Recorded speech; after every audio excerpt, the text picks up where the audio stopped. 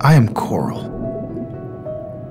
Some people think I'm just a rock, when in fact I'm the largest thing alive on this planet.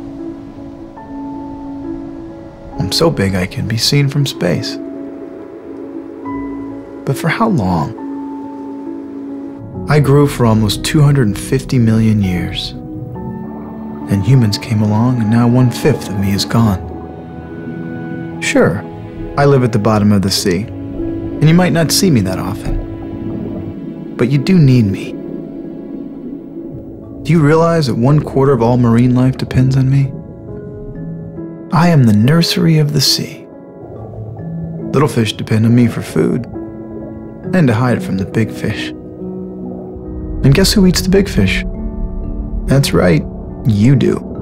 I'm the protein factory for the world. Yet you raise the temperature of the ocean, so I can't live here anymore. And when big storms and tsunamis barrel through the ocean, I'm your fortress. Yet you tear me apart with dynamite and poison me with cyanide. Well, here's a crazy thought. Stop killing me.